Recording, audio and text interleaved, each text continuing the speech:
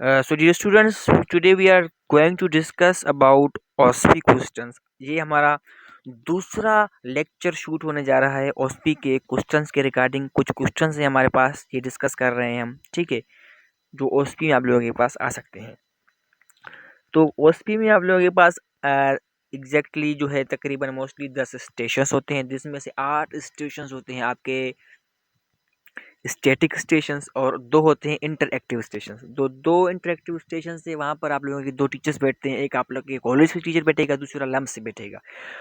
Interactive station में आप लोगों से वाइवा लेंगे, जबकि स्टैटिक स्टेशन से आप लोगों से क्वेश्चंस वसूल करेंगे। यहाँ पर क्वेश्चन लिखा होगा, दीवार के ऊपर चिपकाया होगा, आपको उसका आंसर देना पड़ेगा।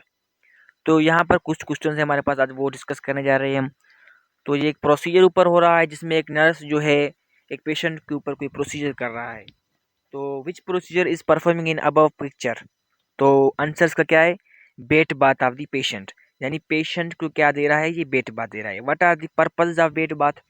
अब वहां पर लिखा होगा कि what are the purpose of bed bath, write any 2 purposes, write any 3 purposes, क्योंकि इतना आप लोगों के पास टाइम ही नहीं होता, आधा मिनट होता है या मोस्टली 1 मिनट, जिसके बाद बेल बजता है और आप लोग चेंज होते रहते हैं, ठीक है।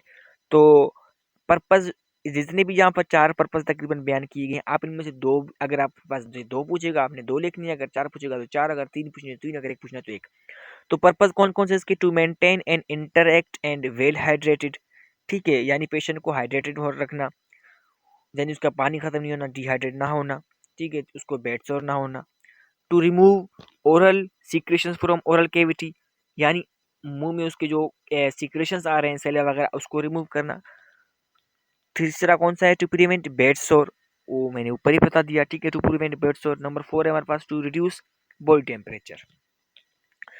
अच्छा, दूसरा अगर क्वेश्चन देखें तो दूसरा हमारे पास क्या है, what is normal oral temperature. तो वो कितना है, 98.6 फ़ारेनहाइट, और 30 सेल्सियस डिग्री में कितना है, 36.37 सेल्सियस डिग्री, सॉरी, ठीक है। Describe कंट्रा indications of oral temperature, ये क्वेश्चन और लास्ट टाइम पेपर में आया था, और दूसरे अपने फर्स्ट लेक्चर में भी इसको हमने डिस्कस किया है। आंसर, तो इसका आंसर क्या होगा, माउथ सर्जरी, ब्रोकन जॉ, ठीक है, इन्फेंट और young children, mouth inflammation, breathing through mouth, unconscious patient, या पेशेंट को सीजर्स पड़ना। एक और क्वेश्चन है हमारे पास students, identify the above picture procedure, कौन सा प्रोसीजर हो रहा है। आंसर क्या है इसका, थेराप्यूटिक कम्युनिकेशन ऑफ पेशेंट, यानी पेशेंट के साथ थेराप्यूटिक कम्युनिकेशन कर रहा है। What are the purpose of therapeutic communication, कौन कौन से। Number 1, facilitate clients sense of wellbeing and control, ठीक है। नंबर 2 हमारे पास, promote beneficial nurse clients family into action. Therapeutic communication का प्रोसीजर क्या होता है, यहाँ पर हॉस्पिटल में हो रहा होता है या कम्युनिटी में, किसके साथ, एक पेशेंट के साथ, कोई नर्स कर रहा होता है, कोई हेल्थ केयर स्टाफ कर रहा होता है। मकसद क्या है, फैसिलिटेट करना क्लाइंट के सेंस को, उसकी वेल बीइंग को, उसको खुश रखना, ठीक है, प्रोमोट करना उसको। नेक्स्ट क्वेश्चन है हमारे पास students, identify the above pulse sites, pulse sites identify करने, और उसके बाद what is the normal pulse average rate. तो पोप्लीटियल पल्स है हमारे पास, ठीक है, और पोस्टीरियर टिबियल साइट है। कौन सा है, पोस्टीरियर टिबियल साइट और पोप्लीटियल पल्स, जो मैं लास्ट फर्स्ट लेक्चर में भूल गया था कि डोर्सम के नीचे जो 8वां जो पल्स रेट करते हैं, ठीक है, तो वो है हमारे पास पोस्टीरियर टिबियल पल्स, जबकि नी के नीचे जो हम लेते हैं उसको हम कहते हैं popliteal. Have you got it dear students. What is the normal pulse average and range of newborn. तो ये कितना होता है हमारे पास जो स्टूडेंट्स, 130, ठीक है, और 80 से 180 normal pulse average in newborns. अच्छा, what is the normal respiration in older adult, कितना होता है उनमें, 15 से 20 बीट्स पर मिनट, जबकि चिल्ड्रंस में कितना होता है, 20 से 30 बीट्स पर मिनट। अगर चिल्ड्रंस का आपसे पूछेगा तो बताना 20 से 30, अगर आप लोगों से नॉर्मल का बचा है एडल्ट का, तो वो 15 से 20 या 16 से 20, वही सेम है। What are the equipments of respiration, कौन कौन से होते हैं, वाट विथ सेकेंड हैंड, ठीक है, उसको देखने के लिए टाइम तो होना चाहिए ना, चेक करना चाहिए ना, फ्लो शीट, ठीक है, दूसरा। अच्छा, और ब्लैक पेन भी हमारे पास होना चाहिए उसको फ्लो शीट के ऊपर लिखने के लिए। नेक्स्ट क्वेश्चन हमारे पास, write any 3 purposes of mouth care of unconscious patient. Unconscious patient को 3 बताएं कोई पर्पस है।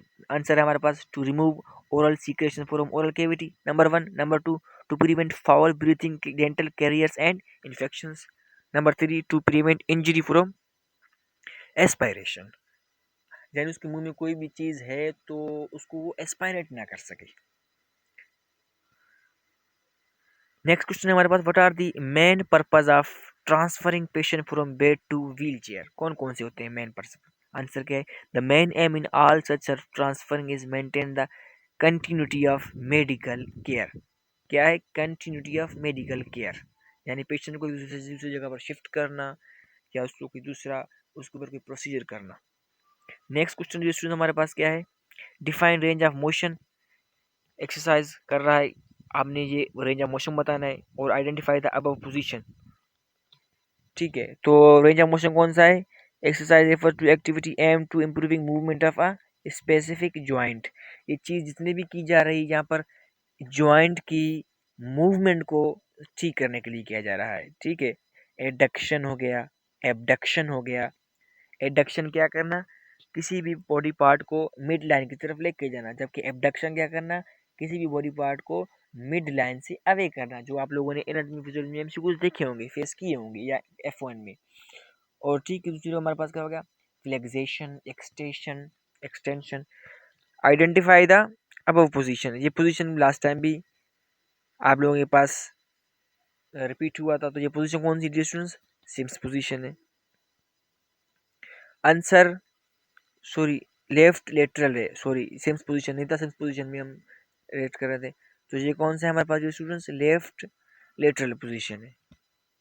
अच्छा, लास्ट क्वेश्चन है स्टूडेंट्स हमारे पास इस लेक्चर का, what are the uses of sand bags water bags. Sand bag और वाटर बैग्स की यूजेस क्या कौन कौन से हैं? आंसर क्या है, to raise shoulders during tracheostomy and tonsillectomy. ठीक है, दूसरा क्या है, टू प्रिवेंट फुट ड्रॉप्स। तीसरा क्या है, to give a firm support to an extremity. चौथा कौन सा है, to apply pressure to a body part. ठीक है, ये थे हमारे पास इन क्वेश्चंस के आंसर्स।